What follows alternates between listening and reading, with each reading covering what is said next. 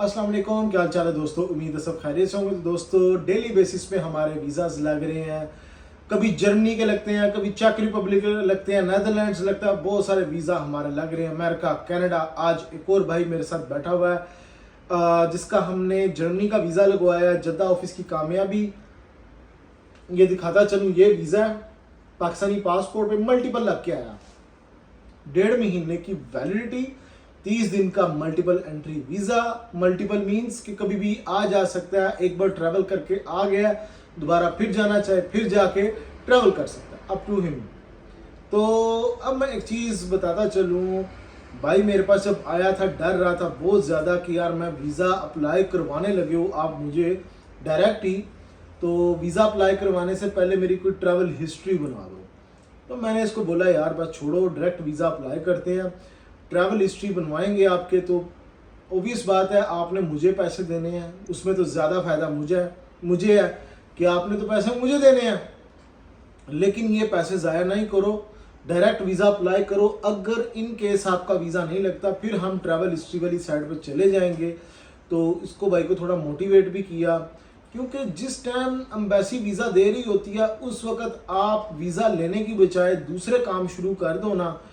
मैं ट्रैवल हिस्ट्रियाँ बनाऊंगा, मैं ये करूंगा, मैं वो करूंगा, उसमें टाइम वेस्ट करने के बाद जिस वक्त आपने एम्बेसी अप्लाई करना उस वक्त तक कार्रवाई ख़त्म हो चुकी हो एम्बेसी में, तो जूतियाँ ही पड़ेंगी। तो इसीलिए मैं कहता हूँ डायरेक्ट वीज़ा अप्लाई कर लिया करो जब एम्बेसी वीज़ा दे रही हो। इसको समझाया, समझ में आ गई बात। इसने कहा चलें ठीक है जी अप्लाई करें। अप्लाई किया और अल्हम्दुलिल्लाह आज इसका वीज़ा लग के आ गया। अब मैं आपको बताता चलूँ, अगर आप वीज़ा अप्लाई करना चाहते हो खुद घर बैठे बगैर किसी कंसल्टेंट, बगैर किसी एजेंट के कैसे ले सकते हो वीज़ा। सिंपल, आपने दोस्तों सबसे पहले जर्मनी का मैं प्रोसेस बताता हूँ, फिर आपको ये भी प्रोसेस बताता हूँ कि किस कंट्री में करना है आपने। जर्मनी के लिए आपको सबसे पहले एक अपॉइंटमेंट लेनी पड़ेगी VFS से। तो आपने अपॉइंटमेंट लेने के बाद ऑनलाइन फॉर्म फिल करना है इसका, क्योंकि जर्मनी का फॉर्म होता है ऑनलाइन।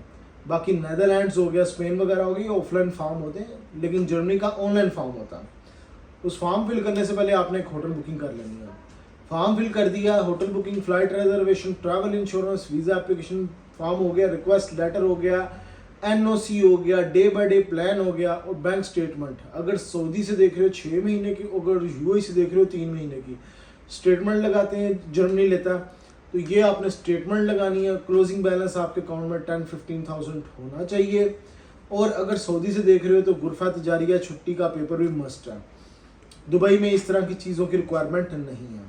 तो अगर कोई प्रीवियस ट्रैवल हिस्ट्री है वो साथ में आप अटैच करो। वीज़ा डेजिग्नेशन आपको कैसा भी हो एक्सेप्टेबल है, सबमिशन करवाओ जाके। जब ये डॉक्यूमेंट्स पूरे थे, 2 white background, Shannon size picture लेके सबमिशन करवा देनी है आपने। After the submission 10 to 15 days में, मैक्सिमम 15 डेज़ में रिज़ल्ट आ रहा था जर्मनी का। बहुत सारे क्लाइंट्स ऐसे भी हैं हमारे जिनका 2-3 दिन में भी रिज़ल्ट आया, डिपेंड करता है। बाकी अगर आप खुद सोच रहे हो कि मैं किस कंट्री में वीज़ा अप्लाई करूं, प्रोफाइल अच्छी है, नेदरलैंड्स, जर्मनी, फ्रांस, यहाँ पे आप वीज़ा अप्लाई कर सकते हो। फ्रेश पासपोर्ट की बात करूँ, अगर प्रोफाइल लो है तो चेक रिपब्लिक वाली साइड पे भी आप जा सकते हो, वहाँ पर भी वीज़ा अप्लाई कर सकते हो। तो ये कंट्रीज़ हैं जो कि visa top of the list Schengen में बात कर रहा हूँ जो दे रहे हैं।